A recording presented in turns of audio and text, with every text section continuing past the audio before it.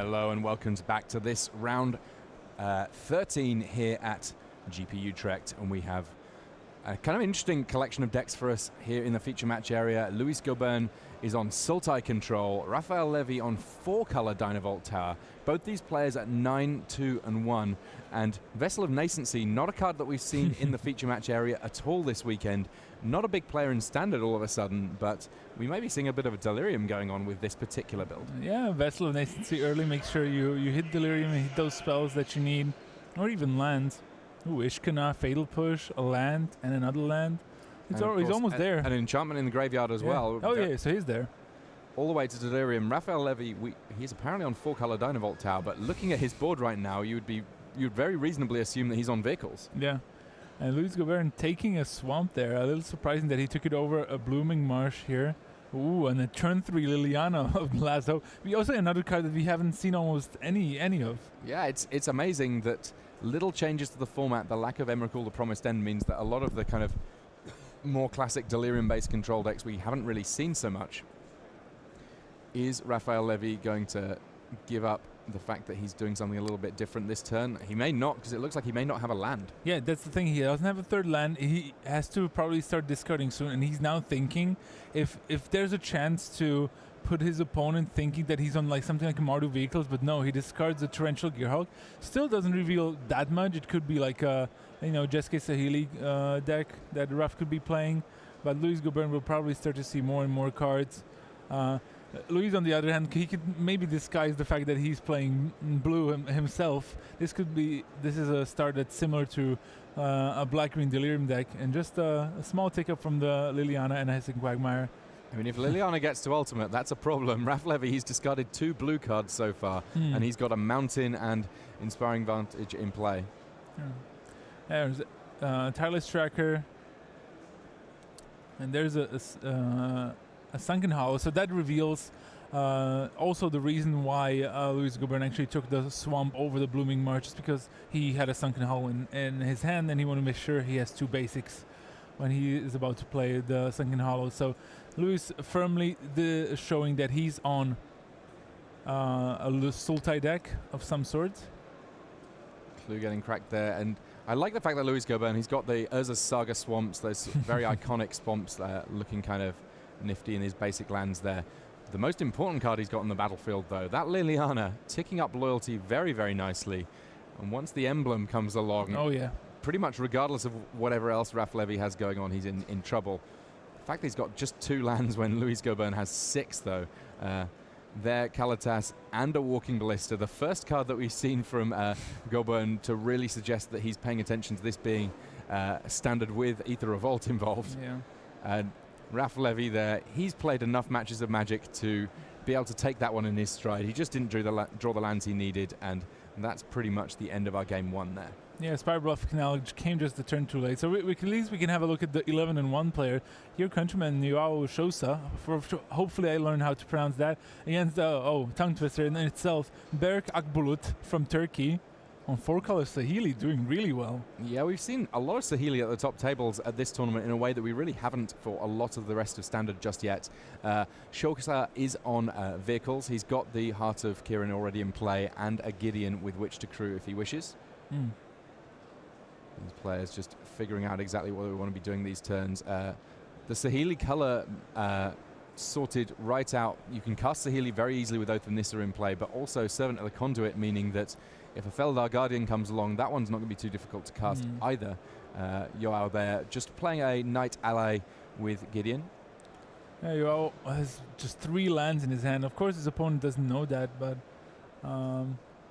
Berg being at a pretty safe life total of 16, and there's also an Elder Deep Fiend in Berg's hand.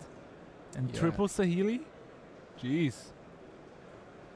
Sahili flickering an Elder Deep Fiend seems kind of fun. I mean, yeah, you can get a nice 5/6, but I think Berg can navigate this game towards a state that he'll be happy with. Because now, Berg can play a Sahili. He has 7 energy, so he can protect the Sahili with the Thopter tokens. I think he's gonna scry first. Ticks up, deals a point of damage to Gideon rather than to Yao. Yeah, I think we have some fans of Burks in our chat. I assume from Turkey. Of course, loving all the enthusiasm that we're getting from the chat all weekend long. Feel free to, if you happen to want to subscribe to the Magic Twitch chat, then you get some specific emotes, all sorts of and a badge. great ones. Right, like next to your name, you'll get the Planeswalker symbol. And honestly, you get the best emote, Vuberg Sloth. It's worth it just for that. All right. There's a swing with the Heart of Kirin, but I think that just one Topter is going to take care of that. Look at that, more useless cards for Yusa. He's really not doing that well this game. Yeah, Joao's just seen land after land after land. The fact that he's got Gideon is kind of the saving grace for his draw just yet. Meanwhile, Burke Agapulut is just firing on all cylinders here. And now Attune with Ether. More energy. That can mean more Thopters. Saheeli Rai getting to stay on the battlefield for a little while. I guess the Elder Deep Fiend and Saheeli, you're only ever getting the big body. You're not getting the ability to cast trigger rather than a coming to play trigger. But with a big old monster, it still doesn't hurt. Yeah, I thought you knew. Yeah, plenty of mana here, but I don't think it's time for the Deep Fiend just yet. Yeah, the Oath of Nissa staying alongside his lands there for Burke. Just so he remembers that he can cast Planeswalkers for any color of mana he desires. I'll be very surprised if Burke did not attack the Gideon here with either of his two creatures. I mean, Gideon can crew Heart of Kirin, but basically, even doing so, he's going to lose that Gideon. Yeah, and he also has there's a Harness Lightning in Burke's hand. So I mean, I guess that for Burke, you're looking at Joao's hand and saying, he's not cast very many spells. What is in that hand? So there's the Harness Lightning.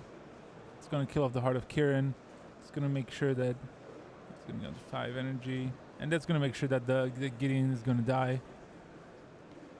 So Joao just desperately needs to find something. He's got another copy of Heart of Kirin, but that alone is not likely to be enough. Honestly, I didn't quite like the attack with the Roller Virtuoso. I would have attacked with the Servant Conduit because he doesn't really have any big uses for his mana anyway, and I would have rather kept the 2/3 to block rather than a 2/2. But these players just playing it slow and steady for now. Yeah. Cultivates Caravan, the pick up there for Joao. Meh. Not the droid you were looking for? No, definitely not. It just, I think he had a spare Heart of Kirin as well in his hand. And now Joao can attack the Saheeli relatively free. But I don't think Burke cares that much, just because he has 2 spare Saheelis in his hand. Joao can develop his Caravan and maybe a Heart of Kirin. This game seems kind of sort of mired down. I kind of want to jump back and see whether or not we can see the real action from these assorted control decks. Sultai Control up against Dynavolt Tower. We've got a few more lands in hand for Raphael, so we hopefully get to see what he's got going on. And Luis Gobern able to kick things off with a Longer Ring Fall, so he's doing all right also. Yeah, I want to see a good old control mirror match slog. Now, typically with control mirrors, step 1, hit your land drops. Raphael Levy didn't get past step 1 or even 2 step 1 in game 1, so this time round he chooses to cast Attune with Ether, so we know that he's going to achieve that little moment. Yeah, he has plenty of lands, but I think he has a crazy plan. I think he has Fevered Visions in his hand. I like it. I love it. He even kept the Fumigate in his deck, and that's another reason why he's searching up the plains. To get rid of any creatures that are going to come on the board fairly quickly. Walking Ballista not as threatening, and I want to see that Fevered Visions. Raph, do it, please. I hope it is Fevered Visions. I don't want to, I don't want to make you guys think that it's not a Fevered Vision, but I'm pretty sure it was a Fevered Visions. Yes. All right. There we go. Talk us through what Fevered Visions does, especially in this matchup. All right. So at the end of each player's turn, that player draws an extra card, but in your opponent's turn, if after this happens, if they have 4 more cards, they take 2 damage. So what it means this matchup that both players will keep drawing cards, but Luis is going to keep taking damage because it's very hard to go below 4 cards at the end of your turn with the Fevered Visions in play. And also, since both players are going to be drawing more cards and more answers, it's just going to make it that much harder to just keep unloading cards. We've heard of players trying to kill their own stuff with Fatal Push just to get rid of cards because of Fevered Visions. So I'm looking forward to what Raph does here. Of course, giving your opponent extra cards might not always be the best thing, but he has just so many lands. I think he's going to go. He will have to go for a Fumigate on the following turn, which should resolve against this sort of deck. But having blue in your deck can always signal negates or similar counter spells. All right. Luis Goban just figuring out what he wants to do here. Plays an Evolving Wild. That, of course, does play nice with Tyler's Tracker. Yeah, but he doesn't really want more cards. With the Fevered Visions card, the number of cards are not a problem. Usually. It's very good with reactive spells that you can keep reacting to what you're doing and just keep loading up on cards, especially in these slow matchups. I like this innovation. Lou's already counting his cards like way too many.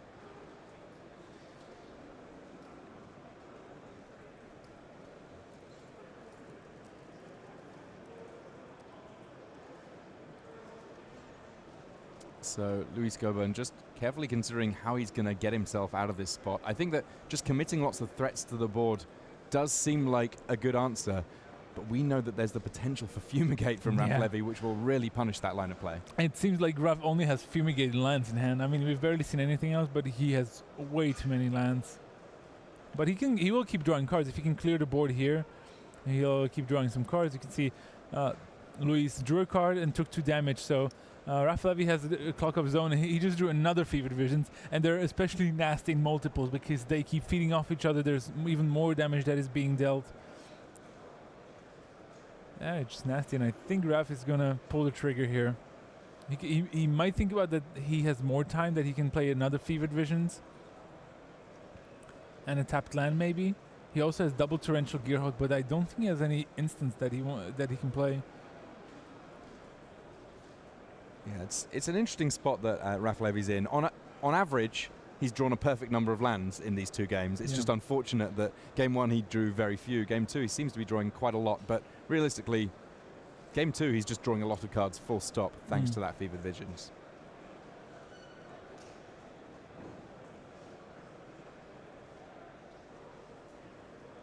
Okay, so he's going to go for the Fumigate right away. Oh, I did. I'm not sure if Luis, he probably announced that he's sacking the Walking Ballista in response just so that Raph gains one fewer life. Yeah, what you have to realize about Fever Vision, the fact is the card draw is symmetrical, so it counts for both players. But the damage dealing part only applies to your opponent. This is the important bit. So let's see if Luis can just have some heavy hitters there. We just drew an Ishkana, looks at his graveyard. Artifact creature land, and I think he played Traverse on turn 1. He played a Traverse. I mean, in this spot, sometimes you might just want to Traverse and not find almost, just to get cards out of your hand.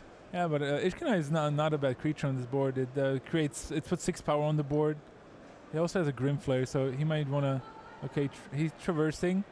Maybe traversing for a Grimflare. Yeah, he's going to traverse for a Grimflare and play 2 of them at the same time. I like this. Threats on the board and proper decent-sized threats. 4/4 creatures that are going to mean that he can tailor at least some of his draws. Draws a card at the end of turn there, of course. Yeah, Raph drew an Attune with Ether, another card that basically equals a land. He might have to start playing those Torrential Gearhawks purely as blockers. It's an awkward spot to be in. Yeah, definitely. I mean, he had the right idea and the right spot for those Fevered Visions, but unfortunately, he just hasn't been able to convert it to any instance or anything other than the Fumigate. What Raph could try to do here is to play another Fevered Visions and hope to draw into an instant spell like in Harness Lighting that could take care of at least one of the Grimflares and just keep the cards rolling, which would make his further turns that much better as well.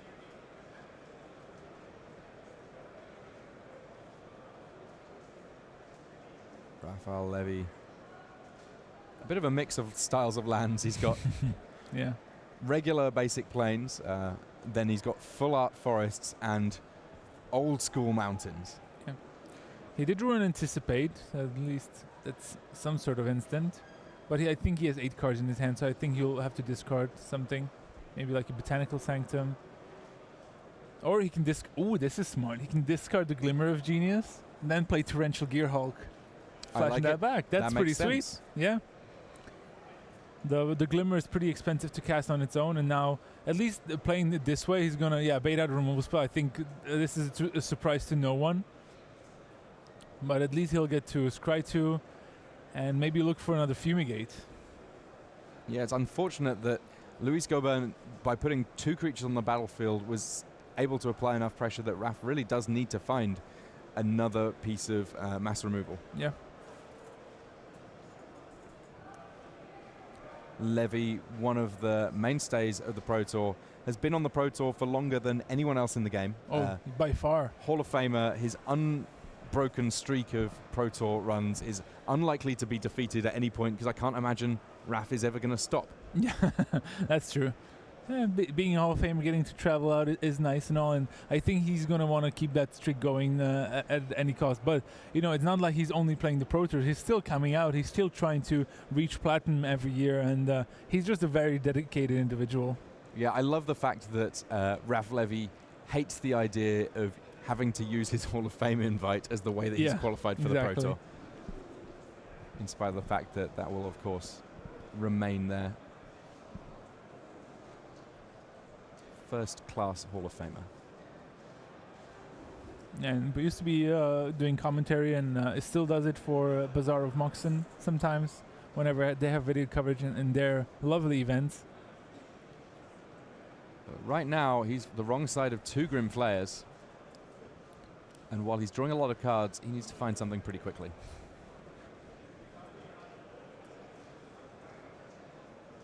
Right. He's just stacking clues to draw more cards. I think he found something good on the top of his library that he wanted to draw. It might have been the Traverse.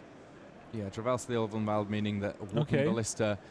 at this point, he's got 6 lands in play. Walking Ballista doesn't need to do too much to close things out here. Yeah. It means that 1 removal spell will just not be enough. Yeah, just more lands for Raph. His deck just not cooperating at all. He's just saying that they didn't resolve the Fevered Visions. I don't think Raph minds that, just because he still has those visions going. You might have to dig with Anticipate here, because I don't think the rest of his hand is cooperating very well. Imagine if he had a Dynamo Tower early on, that he would have been able to do so much more. Yep, it turns out that just getting the basics right, lands and spells, has proven elusive for Raph Levy. Game 1, it was all spells. Game 2, it seems to have been largely lands. A tough break for the Hall of Famer. And they're both still in with a shot of a top 8. We think this tournament was not that large as some of the others, so we think a record of 12 wins, 2 losses, and 1 draw could potentially make it into the top 8. Yeah, as GPs go, it seems crazy to say, but at a little over 1,200 players, this one, not one of the largest. That said, still a substantial achievement for whoever it is that wins. Definitely. We're going to see the Anticipate. Looks that way. Yeah, Raph has to be very careful about actually dying. The turn out it does the Grim Flayers, but the Walking Ballista, maybe not the following turn, but one of those previous turns. And there's also Lumbering Falls. There's a lot of different ways that Luis Gobern can find the 7 damage that he needs to close this game out. Yeah. Raph has a Lumbering Falls of his own, but I don't think that's unlikely to make a difference. He found some counter spells, but at this point it would have been much better if Raph had them in his hand much sooner. He's just going to keep it disallow. At least that can deal with the Walking Ballista. Found a Shock. Oh, looks like Raph also has to discard. Has the 8 cards again. So many cards to work with, but alas, not able to piece it together thus far, really. Yeah. And there's the handshake from Raphael Levy.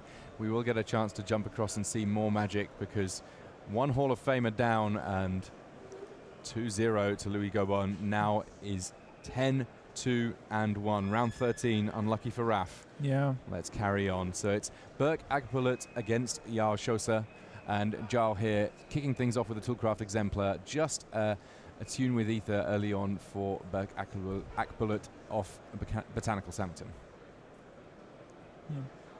Yeah, I feel for Raf because I think his plan against control was good, but the way the card lineup wasn't that great.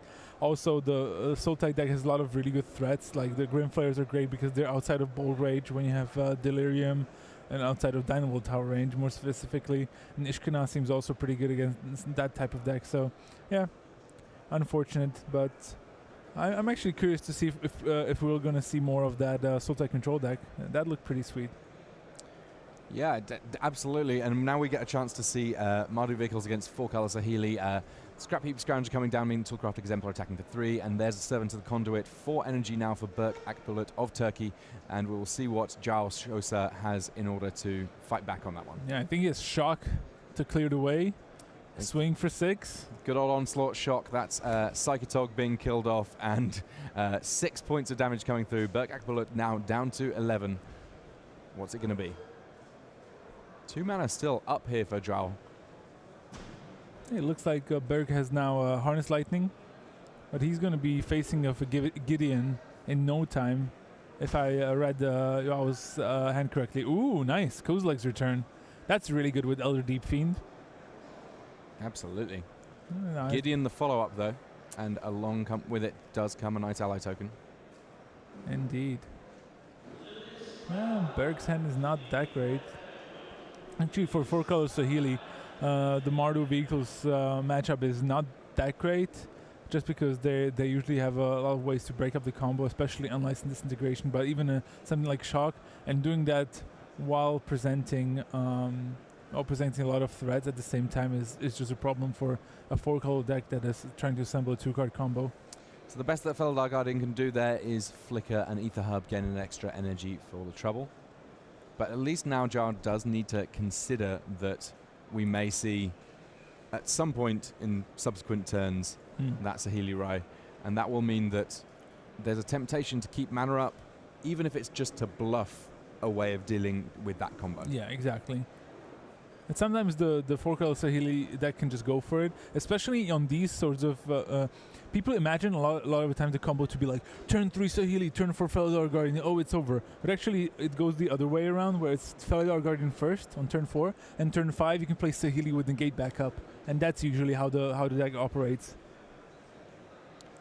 All right, big swings here. Wow. Felidar Guardian, unafraid, jumping in the way of that Knight Ally token. That's a bounce, and a whole bunch of damage coming through from Gideon. Thraben Inspector the follow-up, along with a clue. Yeah, but look at the damage presented by Yuao. He has to be very, very careful here. Yuao is representing removal, like an unlicensed disintegration, but he can still sack a clue, bring back a Scrap Heap Scrounger if Burak does not go for it. And with the amount of pressure that Yuao is presenting, if Burak has the Sahili, I would probably even go for it. But I don't think I see one in his hand. I see a Harness Lightning and a Tune with Ether and another Felidar Guardian. So no combo just yet.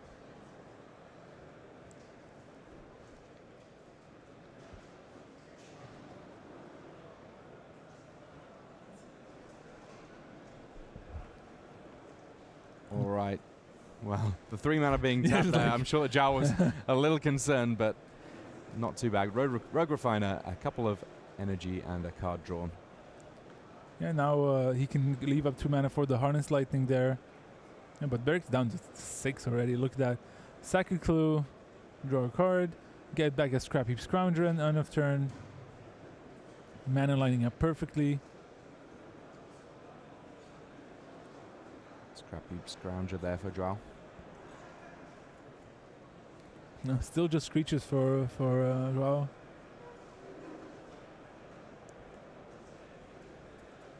Tense moment because, I mean, Burak doesn't know it, but he'll find a way to survive this turn, I think, with the Harness Lightning in hand especially. And Burak is going to be digging either for Sahili or hoping for Oath of Nissa. That can find him Sahili. And he's going to have to try it. And we know Joao doesn't have a removal, surprisingly enough, as the as we wind towards the latter round on day 2, we find out that Mardu Vehicles doesn't always have unlicensed disintegration.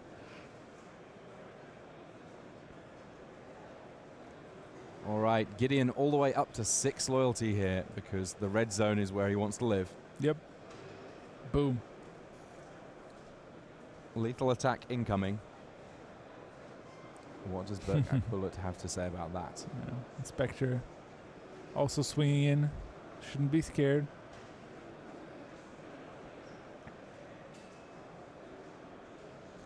Another card that could potentially be decent here is Elder Deep Fiend. Just because there's the Kozilek's Return in the graveyard, and he can always just sack the Felidar Guardian to it. Right now, though, with a Forest untapped, can't find the double blue, if nothing else. Oh yeah, and among other things, other problems. Oh, yeah, a variety of issues. Yeah. Okay, he doesn't care much for the Felidar Guardian, it seems, because blocking the Gideon there implies that he's not going to go for the combo. Even though we know on 5 mana there's always the risk of Felidar Guardian being played, blinking a land, playing a land, and suddenly having 3 mana for the Saheeli combo. Looks like he's going to try to fish for that Elder Deep Fiend play. By blocking the Thraben Inspector, he wants to make sure his Rogue Refiner survives. And here's a Harness Lightning. Unfortunate that the best target for his Scrap Heap Scrounger, there's the potential for that one to come back all too soon because Thraben Inspector also going to the graveyard on that exchange. Burak Bullet. He's a game up, but things are not looking too rosy in this one. Inventor's Apprentice, sometimes referred to as the Nerd Ape. No artifacts in play at present, but shortly enough, Thraben Inspector comes along and makes sure that Inventor's Apprentice is a 2/3. There is the Oath of Nissa that I mentioned, so let's see if he's going to regret blocking with the Felidar Guardian rather than with the Rogue Refiner. I kind of hope so, just because Schadenfreude is the friend of a commentator. Yeah, he has another Felidar Guardian in his hand too. But this board is not that not likely to make him, survive another turn. Even if he plays the Felidar Guardian to block something, there's the Scrap Heap Scoundrel is going to come back, eating a Thraben Inspector in the graveyard, and there's going to be way too many creatures in play for Burak to deal with, unless he finds the Elder Deep Fiend right away. Okay, I think it was Natural State. Okay, Roller Virtuoso. Okay, that's a card. Plenty of energy to work with that Well of Virtuoso. So yeah, 3 Thopters coming off it. And it's a decentish blocker on its own. It's a 2/3, which doesn't sound that appealing, but it can block a Night Ally token profitably. Stave off by Inventor's Apprentice as well. Yeah, 12-sided die, not enough to cover all of Burak Bullet's energy here.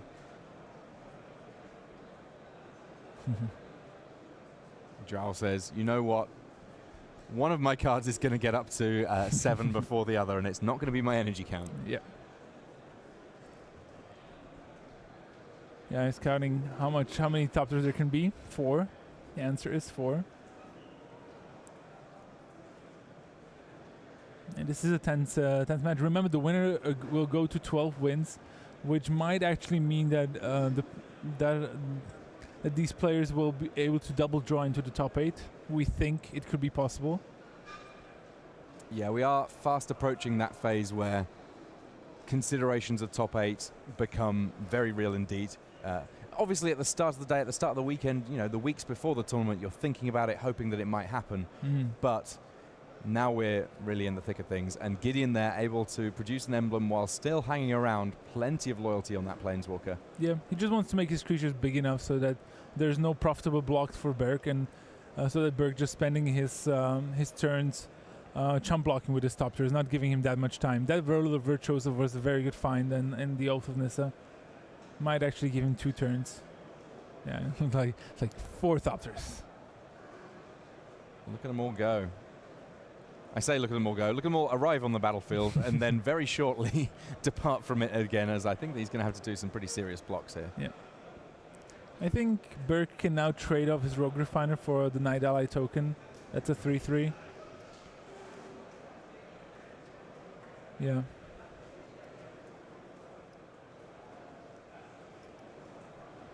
And we'll probably just chump block the other two. Still keeping up three blockers for the following turn, which is great.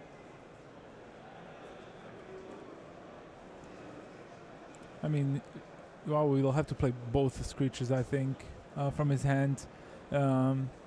Just saying, okay, if you have the combo, just do it, get it over with.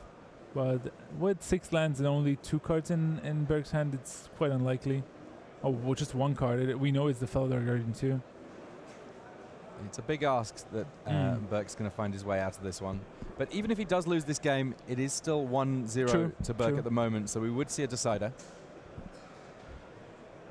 Something that both these players are going to want to avoid is picking up an unintentional draw this round. Much happier to just grab a win here and potentially grab an intentional draw as we round out the Swiss rounds of this tournament. Yep. That's exactly what has happened here. The blocks as described, Burke not taking any damage. Now, Avis in for Yao. He's going to keep that one. It's a good answer to an Elder Deep Fiend. Goes like return flashback, so why not? So I want to see that card. Okay, I think it's another Virtuoso. Or is it? Just out of sight. We will find out soon enough. Yeah. Counting things up here. Yeah, there's going to be 6 attackers next turn, and Burke only has 3 blockers for now. But I think he can... Okay, he'll try to go for... he can try to go for the Felidar Guardian, blink the Oath of Nissa, and keep digging.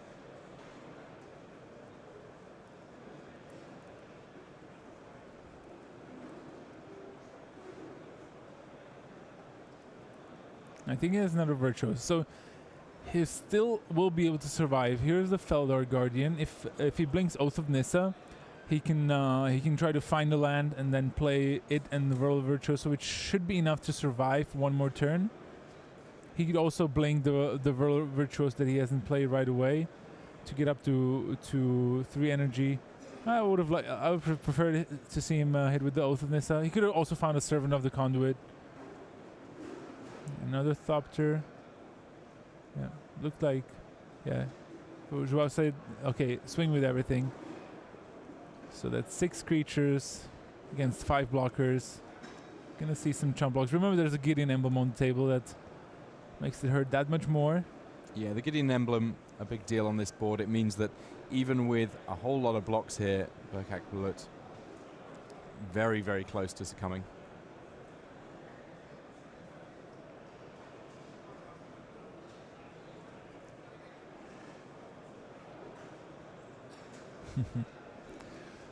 Decisions.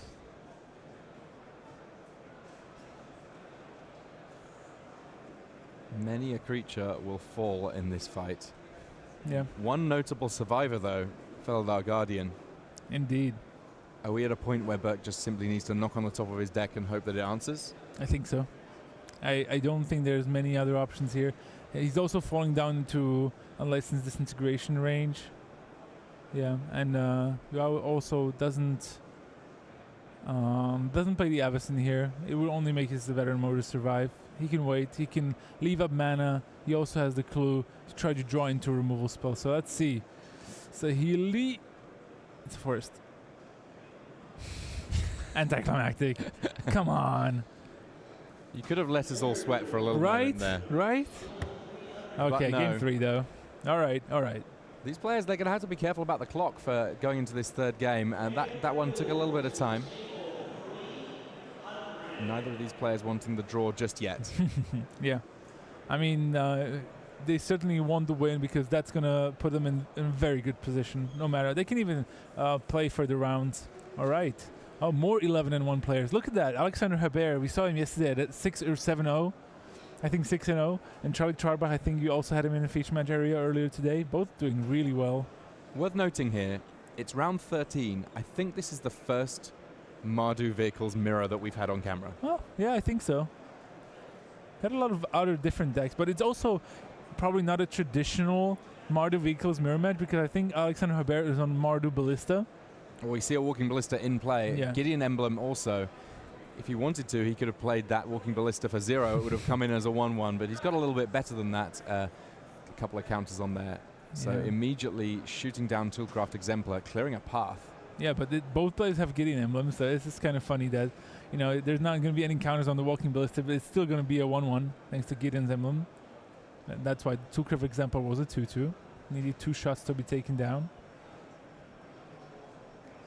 And now we get some attacks from Alexandre.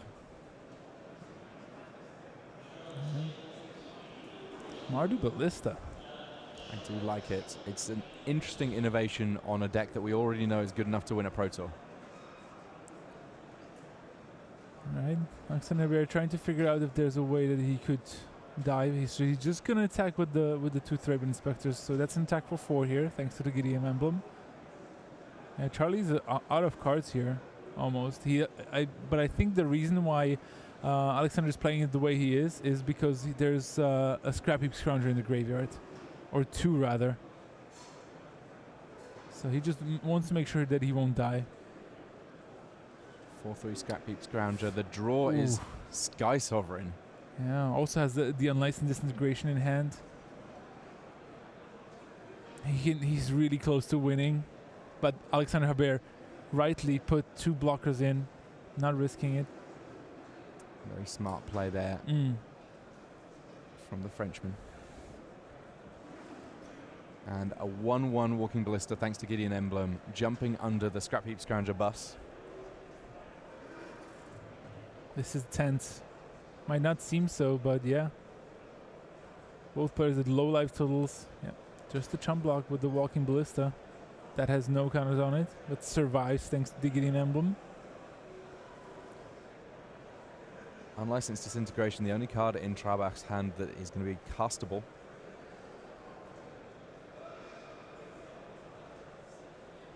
I don't think it's going to be enough for him here. He may find that he's going to be dropping in a quick 2-0.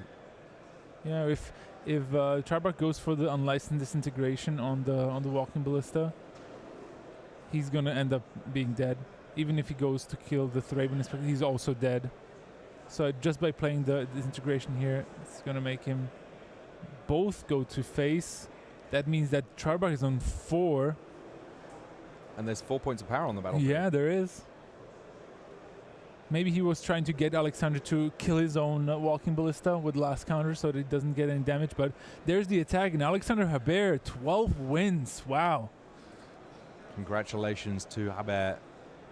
Very, very close now, and we get a chance to jump back. All of our shuffling and sideboarding done. Inventor's Apprentice there for Drow. This is the decider between himself and Burak Akbulut. 2 copies of Spybuff Clanal in the early game for the 4-color Saheeli deck. So there will be some spells immediately cut off. Meanwhile, Scrap Heap Scrounger coming along. That means that Inventor's Apprentice will be able to attack for 2, assuming that Scrap Heap Scrounger resolves. But Harness Lightning on the Inventor's Apprentice. It goes to the graveyard. No damage just yet for Burak. Yeah. Saves an energy here by doing that in response to that. And now he draws an Ether Hub. I don't think he had green mana on turn 2 because I think he would have preferred to play a Servant of the Conduit, but he can do so now. Costs him an energy, gains him 2. Yeah.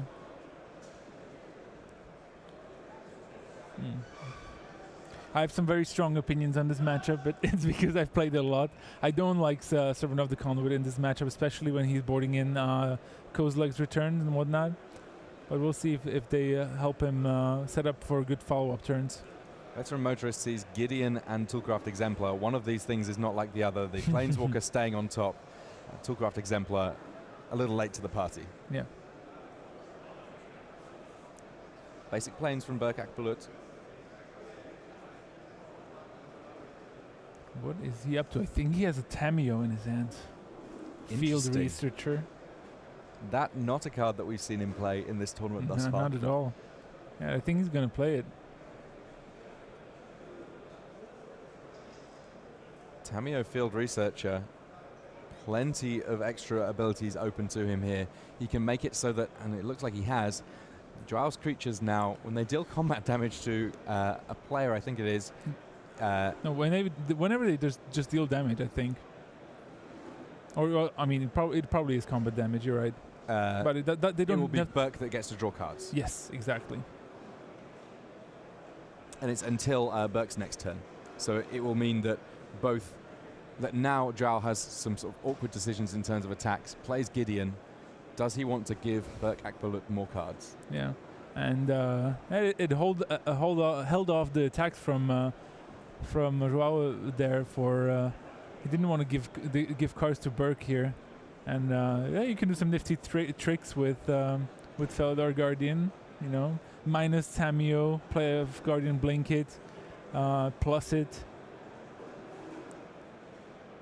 And there we have it. Minus Tamio to tap down ice to target non-land permanents. Yeah, and now they won't untap. He chooses Servant of the Conduit as one of those, and then attacks and draws a card. I like this plan. Yeah. This is fun. Not sure how good it is in the face of Gideon though, and I think Joao also has Anguished Unmaking in his hand that he was holding on to dearly on the previous turn, because I think his other cards are just lands. So I think Joao can just kill the Felidar Guardian, attack Tamio with Gideon, and just attack Scrap Heaps. And it doesn't even have to attack with the Scrap Heaps counter, because remember, it was used for the plus ability. Okay. Looks like Joao just gonna get rid of the Tamio here, which is pretty risky, I would say. Just because this means that Burke can draw Saheeli to win the game right off the bat. Okay, doesn't plus Gideon here. Interesting. Lose 3 life in the process. Ooh, just Lumbering Falls. Okay, no Saheeli in Burke's hand. We got a game on our hands. Yeah, let's see what the next play is from Akbulut. He's got so much variety in his deck. With this many colors of mana, you can basically pick and choose what you want to be playing with. Could be all sorts of things coming next, and that does make sideboarding fiddly for Drow. Mm-hmm. Yeah. Now Burke can get rid of the Gideon by attacking. Remember, Scrappy Scroungers cannot block. You're probably going to leave that Felidar Guardian on defense there, Burke. Yeah, the clue's in the name. It's a Guardian. Yeah. Both players seem to be not having many resources to work with here. Yeah, 7th of the Conduits all around from Burke Akbulut, so he's got lots of mana, but very few cards in hand at this point. Still natural state in Burke's hand. Unlicensed Disintegration for Drow. Okay. I like this. This is great. Yeah, tense times, both on 17. Big swings coming in from Drow here. He's got the Night Ally and the Scrap Heap Scrounger hitting the red zone. Yeah, I think he might want to trade off the Servant here. Yeah, the second Servant, even if it weren't for the fact that he doesn't have many cards in land, not as valuable as the first. Come on, we need a big top deck here, Burke. What have we got going on? Saheeli Rai. But we know, you know what Mardu players always have in their hand? I suspect that there's some disintegration that is an he just drew the unlicensed disintegration. So, and it's a key moment. Like, is Burke going to go for it? Looks that way. He might plus it first.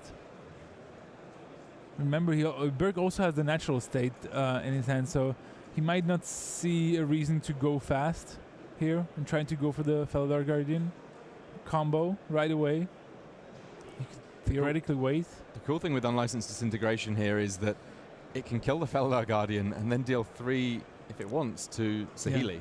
Yeah, exactly. Hit both halves. He's going for... No, he's not going for it. Oh, patience, my friend. Such respect. Oh, and leaves on top too. Wow. And this is a good play, I think, because now even if Joao has played the unlicensed disintegration, remember that Burke can survive. The Saheeli will survive the damage from the unlicensed disintegration now, which also then means that. Ooh, I don't think that's a good idea, Burke. I would wait. Just, he has the natural state as well. So I think he should just let the Saheeli go to 1 here and pass the turn, and then when Joao attacks, then use natural state to kill the Scrappy Scrounger and block the Veteran Motorist. There we go. Because even if he would kill the Scrappy Scrounger in response, Joao could always just bring it back. And there's 1 block, and he has a good card coming up, so there's a natural state on the Scrappy Scroungers, and the battlefield's empty for all but Saheeli Rai. Veteran Motorist, look at 2. Neither of those are going to help. Cultivated Caravan on land, not what Joao's Felidar Guardian? Is it a Felidar Guardian? Maybe an Oath of Nissa? Maybe an Elder Deep Fiend? Probably not an Elder Deep Fiend. Oh, come on, Burke. Don't slow roll us here. I want to see the card. I respect this. I would be doing the same. Okay. It's a Rogue Refiner. Okay, that's good. That's good, though. Bit of velocity going here. Yeah, he's going to draw a card, get some energy. And I think he kept the card on top too, right? From the Saheeli. I believe so. There's a Scrounger. Better be a good one. Saheeli's still under threat here. Just land for Joao. He's hoping this will be enough. Burke, did you draw something good here? Both are attacking the Saheeli.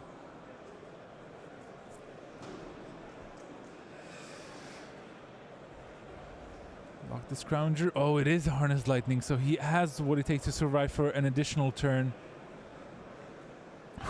The Scrappy Scrounger is going to keep coming back, though. Yeah, Not but going there's still Lumbering Falls, just to wait for 1 additional turn. Okay, Saheeli plus. Tick, tick, tick. Tick tock on the clock. All right, what are you doing, Burke? What do you have? Scroungers keep scrounging. Just another land. Lumbering Falls. All right, another bullet in the gun. All right. Burke's digging. Joao has nothing. Joao still with 1 card in hand. He wants to at least represent that there could be something. That's a Felidar Guardian off the top. Felidar Guardian. Is he going to go for it? Is he respecting removal from Joao Sousa? Because I don't think, at this point, I don't think you can. You should just go for it. Do it, Burke. And there's the land and the handshake. Burke Akbaluk picking that one up, going with the combo, and so many lands there for Joao. He has had a rough time in the feature match area, it must be said. At the end of day 1 yesterday, he wasn't able to quite put it together, and again, he's found himself in trouble here, but congratulations to Burke there from Turkey. That is the last of our live rounds here from Utrecht, at least for now. We're going to have round 14 coming up for you shortly, but first, these messages.